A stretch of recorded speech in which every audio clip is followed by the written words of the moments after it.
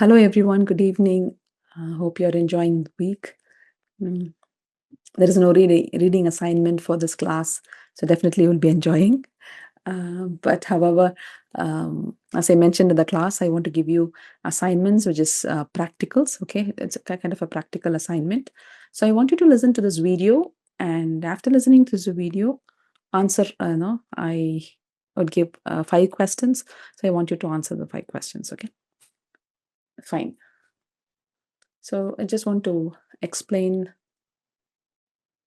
the whole process, the how to process the emotions. Okay, the whatever that we learned in the class, I just want to give it in a flow chart, just for a quick understanding and just like a brush up.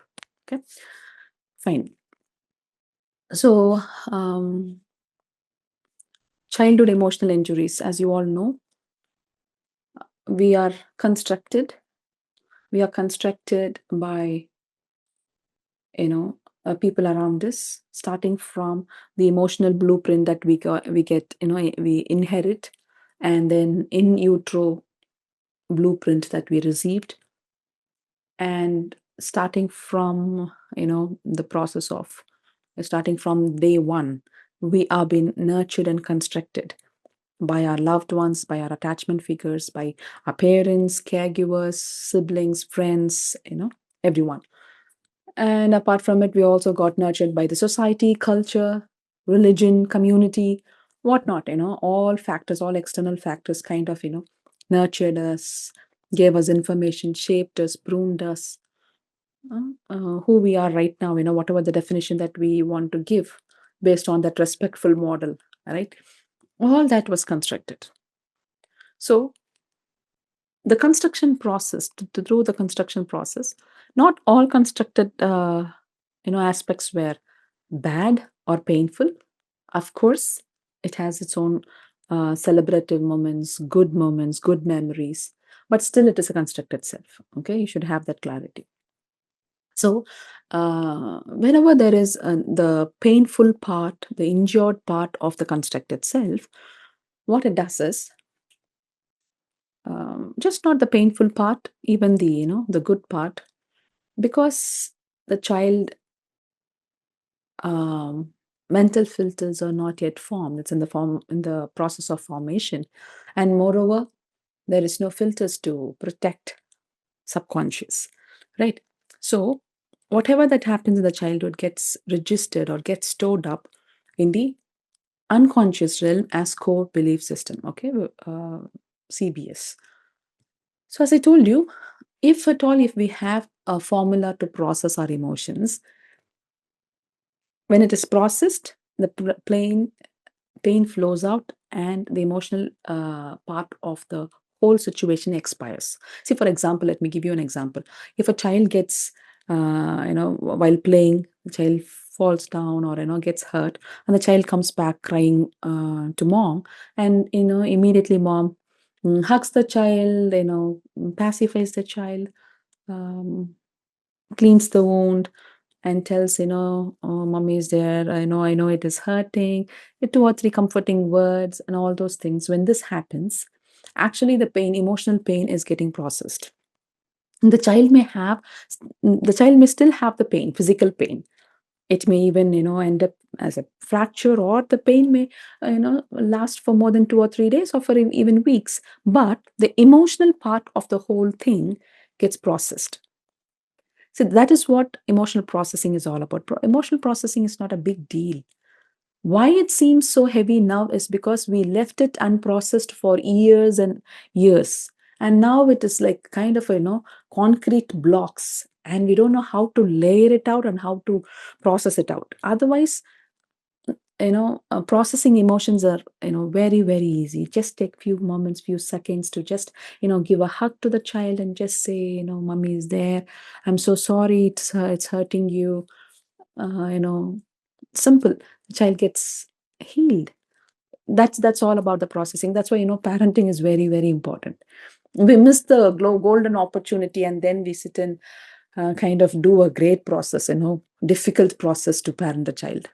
So the things are very easy. Okay, so on the one side, if the emotion is getting processed, uh, then there is no pain that is getting stored. Okay. On the other hand, if it is not processed, the same example, the boy comes running, telling mom that my god, my hand got hurt, or that he or she fell down, and mom is saying, mom is just neglecting the child. The whole thing is not processed. Or even while cleaning the wound, if the mom is giving to spank and saying, scolding, and you always do this, you would have hurted the other kid, you are such a naughty boy, and whatever it is, if that the way mom handles a situation, if it is harsh and painful and it is not soothing for the child, the emotion are going to get stored up in the unconscious realm as I statements. Likewise, if the emotion gets processed, on the other hand, when it processed, what happens is it is not going to take much of it into the conscious realm, an unconscious realm, because the pain, the emotion part of it is processed, it's healed. So the child feels safe. So what the child gets inside is, I'm safe kind of information. Because the emotion is taken out of information, it just stays in the unconscious, conscious mind as just a memory. There is no I statements about it. Okay, but on the other hand, because it is not processed, it gets stored up and becomes an I statement. And as usual, I statements are, I am bad, I am not important, I am useless, I am always misunderstood, I am naughty, I am failure, whatnot, whatever that we say to the child. So now that the unconscious realm is having some I statements, what happens is trigger comes as the child grows. Trigger comes when trigger comes, when the child faces a trigger, what happens is, see, when the emotion gets processed, then there is no big I statements, just memory is staying. So when trigger comes, what happens is there is clarity of thought to see the situation outside of them. There is no ego identification there. Okay, there is no, it is not personalized, so it is staying outside. And with intentionality, the situation is getting resolved. Problem solving happens. This is on the conscious state, if the emotion is getting processed. On the other side, when emotion is not getting processed, then there is I statement, I am statements. Okay, identity statement is already getting got settled in the unconscious realm. What happens is, when trigger comes, these CBS, the core belief systems, get kicked off, get activated. So immediately what happens is, there will be cry for needs, unmet needs comes up. Okay, there will be a deep cry within. There will be a loud voice within, crying out to meet the needs, the unmet need. And see, for example, if the trigger gives an, see, as the trigger is first received by the body, and you all know body and unconscious part is, they both are partners. So moment the body receives the trigger, your unconscious CBS is getting activated. See, for example, if I am not important is getting activated. Let me give you an example. So if your wife or your husband or your boss or your co-friend is disrespecting you, you getting the message of disrespect, the harsh word is coming, and you're capturing it in your body, and immediately when your body hooks up with the negative comment, your unconscious CBS gets activated. That is, I am not important, or I am disrespected, kind of that core belief system kicks in. That's all. Now it cries out for respect. Give me respect. So how will you demand it? You either, you know, orchestrate a whole scene, you either defend, you prove, or you try whatever means that you could do. Okay, so after it is crying out for need, there comes the feelings, thoughts, and narrations and all those things. So here what happens is, your pain self is becoming alive or getting activated. So this feeling, thoughts are nothing but to meet whenever there is an unmet need, the pain self get activated. And this pain self, you should understand this, the pain self has an identity, thoughts, feelings, narrations of its own. It is a self by in itself. Okay, so that's why when that trigger happens and the unmet need arises and your pain self, erupts, it comes out, you yourself, you're not in control of what you're going to say or how you react. And you don't know why I behave this way, because that was your pain self. It has an vocabulary of its own. You yourself can't imagine how come I spoke that word. You didn't speak, pain self spoke. Okay, so it is all coming from the constructed self, the pain point, and the unconscious pattern. The CBS is getting triggered, and the unmet need arises, and the pain self is now on. Okay, so when the pain self is on, that's when emotional expression comes out. So you use either a word, or you defend, you become physical, or whatever it is, or you shy off, or you withdraw, whatever that you do. See, the emotional expression happens, the drama, the emotional drama. Okay, so in nutshell, if you want to say, when emotion is getting processed, whenever trigger comes, you don't identify it. Ego identification doesn't happen with the trigger. Okay, so you just see it as a situation or as a problem and you solve it. But if emotions are not processed, if there is pain body and pain self is still there, unhealed, then whenever trigger comes, there will be an ego identification with whatever comes to you, the thoughts or the words or whatever trigger it is. You identify yourself with it.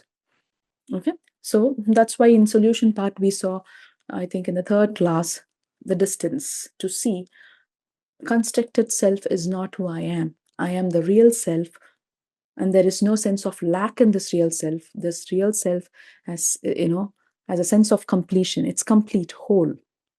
Okay. On the other hand, the constructed self always have the feeling of sense of lack. There is something that I have to do more to get the approval or validation or something because of the core belief system.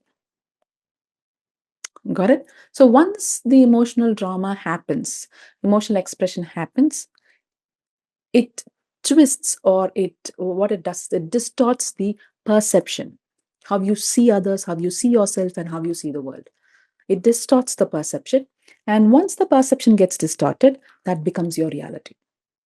Your perception is your reality. Okay, so this is the whole kind of a run through I wanted to make. So in this assignment, what I'm planning to give you is, I will give you 5 emotional expressions, or we also otherwise call it as a presenting symptoms. See, when you want to help others, maybe your children or your wife or a client or your friend or anybody, they usually come up with the symptoms that they're facing. See, for example, I'm feeling anxious, or I'm always getting irritated. I cannot control my anger. Or these are the words that they come, that they come let you know as a presenting symptoms. That is what is this, emotional expression or the drama, the expressions, how they express their emotions. So I will be giving you 5 emotional expressions. And with that, I want you to find out what can be the pain self's narration. I want you to go the reverse order in this. So, all possible feelings and thoughts of that particular emotional expression, and what above it or beneath it, what is the need, unmet need, and find out the core belief system. Do this flow chart for all the 5 expressions. Okay, think of all possible scenarios, possible feelings and thoughts. It can be different. See, you may think in different way, the other person may think in different way, and you yourself can think of many reasons, many possibilities, many thought process or narrations. As I said before, there is no right and wrong here. So try all possible things. Think of all the scenarios that you had, or you can have live examples with your own kids, or family or friends, and see how, what are their thoughts and feelings. Sit with few people and just ask, if only if you see the same kind of emotional expression with your family members or at work, and just sit with them and ask, oh, what was your narration when you said that word, when you become panicked, what was going inside, what was the thought, what was the feeling? How did you feel? Okay, what made you to say that word? Just kind of, just listen to them, just ask these questions and listen to them. Even if you don't have anyone to whom you can sit with, no worries. You think of it and find out. Three things I want you to, conclude, come up with. That is the feelings, thoughts, and possible narrations, and the unmet need, and the core belief system. Okay, so I'll listen to this video, and then I will send 5 emotional expressions in the WhatsApp group through Vimal. So complete it by next week. If you have any questions in this flow chart, or anything about in the previous classes, if you have any clarifications or questions, please do drop it in the WhatsApp group. Vimal is already passing on the questions to me, so I will address the questions in the class in person. Okay. So thank you. You all have a great weekend. Bye bye.